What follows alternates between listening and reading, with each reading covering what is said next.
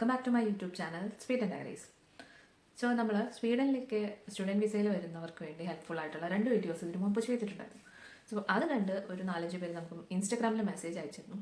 So ഇതൊരാൾക്കെങ്കിലും helpful ആയി എന്നറിഞ്ഞതിൽ ഭയങ്കര സന്തോഷം. സോ ഈ മെസ്സേജ് അയക്കുന്നവരും അതുപോലെ നമ്മുടെ ഫ്രണ്ട്സും ഒക്കെ ചോദിക്കുന്ന വളരെ ഇമ്പോർട്ടൻ്റ് ആയിട്ടുള്ള എല്ലാവരും ഫ്രീക്വൻ്റ് ആയിട്ട് ചോദിക്കുന്ന ഒരു കാര്യം ഇവിടെ പാർട്ട് ടൈം കിട്ടാൻ ഈസി ആണോ എന്നുള്ളതാണ്. സോ നമ്മൾ പുറത്തേക്ക് പോകുമ്പോൾ ഒബ്വിയസ് ആയിട്ടും അന്വേഷിക്കുന്ന ഒരു കാര്യം.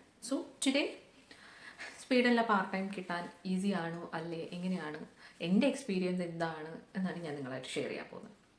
പാർട്ട് ടൈം കിട്ടാൻ ഈസി ആണോ അല്ലേ എന്ന് ചോദിച്ചാൽ ഞാൻ പറയാം നോ, ഇറ്റ്സ് നോട്ട് ഈസി. എൻ്റെ ഒപ്പീനിയനാണ് ഈ പറയുന്നത്.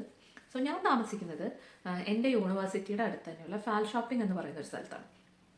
അപ്പോൾ ഇവിടെ പാർട്ട് ടൈം ആയിട്ട് കിട്ടാൻ ചാൻസ് ഉള്ള ജോലികളെന്ന് പറയുന്നത് ഡെലിവറി ജോബ്സ്, അതുപോലെ റെസ്റ്റോറൻറ്റ്, ഷോപ്പ് അസിസ്റ്റൻസ്, അല്ലെങ്കിൽ ഈ പേഴ്സണൽ അസിസ്റ്റൻറ്റ്, അങ്ങനെയൊക്കെയുള്ള ജോബ്സാണ്. അതുപോലെ ന്യൂസ് പേപ്പർ ഡിസ്ട്രിബ്യൂഷൻ, അങ്ങനെയൊക്കെയാണ് ഇവിടെ പാർട്ട് ടൈം ആയിട്ട് അവൈലബിൾ ആയിട്ടുള്ള ജോബ്സ്.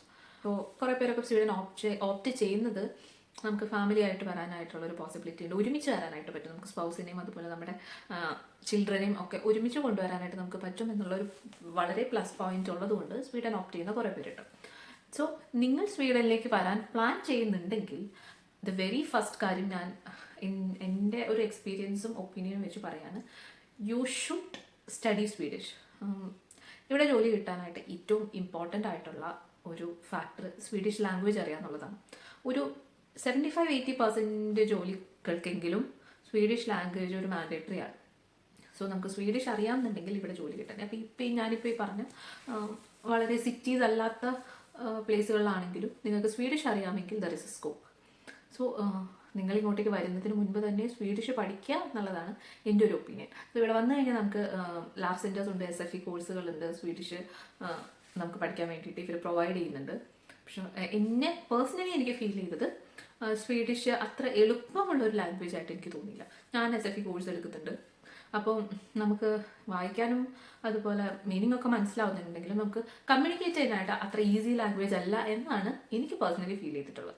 സോ നിങ്ങൾ സ്വീഡനിലേക്ക് വന്ന് പാർട്ട് ടൈം നോക്കാൻ ഉദ്ദേശിക്കുന്ന ഒരാളാണെന്നുണ്ടെങ്കിൽ സ്വീഡിഷ് ലാംഗ്വേജ് ഈസ് മസ്റ്റ്. ഇവിടെ ആൾക്കാരെല്ലാം സ്വീഡിഷാണ് സംസാരിക്കുന്നത്. കമ്മ്യൂണിക്കേറ്റ് ചെയ്യുന്ന ലാംഗ്വേജ് സ്വീഡിഷാണ്. ഇംഗ്ലീഷ് അറിയുന്ന ആൾക്കാരുണ്ടെങ്കിൽ പോലും സ്വീഡിഷാണ് ഇവർ കൂടുതലായിട്ടും സംസാരിക്കുന്നത്. അപ്പോൾ ഒരു സെയിൽസ് ജോബിലേക്കോ അല്ലെങ്കിൽ കസ്റ്റമറുമായിട്ട് അല്ലെങ്കിൽ ആളുകളുമായിട്ട് ഇൻട്രാക്ട് ചെയ്യേണ്ടി വരുന്ന ജോബിലേക്കെല്ലാം ഈ സ്വീഡിഷ് ലാംഗ്വേജ് ഒരു മാൻഡേറ്ററി ആണ്. ഇവർ ഈവൻ ടൈം പറയുന്നത് പോലും സ്വീഡിഷിലാണ്. സ്വീഡിഷ് ലാംഗ്വേജ് എങ്ങനെയാണോ ഫോളോ ചെയ്യുന്നത് അതിലാണ് ഇവർ ടൈം പോലും പറയുന്നത്. സോ ഇവർ most people depend on Swedish. അപ്പോൾ സ്വീഡിഷ് ഇസ് എ മാൻഡേറ്ററി. ഇപ്പോൾ IT ജോബുകൾക്ക് അത്ര മാൻഡേറ്ററി അല്ല ഇപ്പോൾ എങ്കിലും ഇനി ഒരു 1 year or 2 year ഒക്കെ കഴിഞ്ഞാൽ അത് മാൻഡേറ്ററി ആവാനുള്ള ചാൻസുകളാണ് കാണുന്നത്. ഇപ്പോൾ ഇവരുടെ ഗവൺമെൻറ്റിൻ്റെ തന്നെ ജോബ് സൈറ്റുകളൊക്കെ ഉണ്ട്. അതിനകത്തൊക്കെ നമ്മൾ നോക്കുമ്പോൾ ഓൾമോസ്റ്റ് ഒരു 80% ഇപ്പോൾ ജോലികൾക്കും സ്വീഡിഷ് ലാംഗ്വേജ് കമ്പൽസറി ആണ്. നമ്മൾ അപ്ലൈ ചെയ്യാനായിട്ട് ഓരോ ജോബ് സൈറ്റുകളും അതുപോലെ കമ്പനി സൈറ്റുകളൊക്കെ എടുക്കുമ്പോൾ അതിലൊരു ക്വസ്റ്റ്യൻ സ്വീഡിഷ് ലാംഗ്വേജ് അറിയുമോ എന്നുള്ളതാണ്. എൻ്റെ ഒപ്പീനിയനിൽ സ്വീഡിഷ് അറിഞ്ഞാൽ നമുക്ക് ഓപ്പർച്യൂണിറ്റീസ് അധികമാണ്, പെട്ടെന്ന് കിട്ടാൻ ചാൻസ് ഉണ്ട്. പിന്നെ അതുപോലെ നിങ്ങളൊരു പ്ലേസ് ചൂസ് ചെയ്യുമ്പോഴും പറഞ്ഞ പോലെ ഓപ്പർച്യൂണിറ്റീസ് അധികമുള്ള ഒരു പ്ലേസ് ചൂസ് ചെയ്ത് നിങ്ങൾ അവിടെ സ്റ്റേ ചെയ്യാനായിട്ട് നോക്കാം. യൂണിവേഴ്സിറ്റീസിൽ ഇതൊന്നും പ്രോബ്ലം ഇല്ല. നമ്മൾ ഇംഗ്ലീഷിലാണ് നമുക്ക് ക്ലാസ്സുകളെല്ലാം ഉള്ളത്. നമ്മുടെ ഫ്രണ്ട്സ് എല്ലാവരും, ക്ലാസ്മേറ്റ്സ് എല്ലാവരും ഇംഗ്ലീഷിൽ സംസാരിക്കുകയും ചെയ്യും. പക്ഷേ ജോബ് മാർക്കറ്റിലേക്ക് വരുമ്പോൾ സ്വീഡിഷ് ഒരു കമ്പൽസറി മാൻഡേറ്ററി ഫാക്ടറാണ്. അപ്പം ഞാൻ വന്ന് ഒരു 6 months മേലെ ആയി, ഇപ്പോൾ 7 months ആവുന്നു.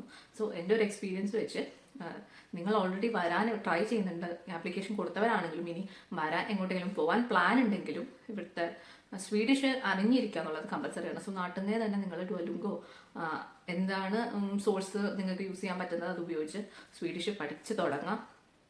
ഇവിടെ വന്ന് സ്വീഡിഷ് പഠിച്ച് ഇവിടെ ജോലി ചെയ്യുന്നവരൊക്കെ ഉണ്ട്. ഇവിടെ നമുക്ക് തീരെ പഠിക്കാൻ പറ്റില്ല എന്നല്ല ഞാൻ പറഞ്ഞത്. ഫോർ മീ എനിക്ക് കുറച്ച് ഡിഫിക്കൽട്ടായിട്ടാണ് തോന്നിയത്. സോ നിങ്ങൾ എത്രയും വേഗം അത് സ്റ്റാർട്ട് ചെയ്താൽ അത്രയും നിങ്ങൾക്ക് ഇവിടെ യൂസ്ഫുൾ ആയിരിക്കും. സോ നിങ്ങൾക്ക് അറിയുന്ന ആരെങ്കിലുമോ സ്വീഡനിലേക്ക് വരാൻ പ്ലാൻ ചെയ്യുന്നുണ്ടെങ്കിൽ ഈ വീഡിയോ ഒന്ന് ഷെയർ ചെയ്ത് കൊടുക്കുക. അതുപോലെ നമ്മുടെ അഡ്മിഷൻ പ്രോസസ്സും അതുപോലെ തന്നെ റെസിഡൻസ് പെർമിറ്റ് കാർഡിന് അപ്ലൈ ചെയ്യാനുള്ള പ്രോസസ്സുകളും എല്ലാം ഞാനിതിന് മുൻപേ 2 വീഡിയോസ് ചെയ്തിട്ടുണ്ട്. അതൊന്ന് പോയി കാണുക. നമ്മുടെ ചാനൽ സബ്സ്ക്രൈബ് ചെയ്യുക, വീഡിയോസ് എല്ലാം ലൈക്കും ഷെയറും ചെയ്യുക. അത്രയേ ഉള്ളൂ. ബൈ.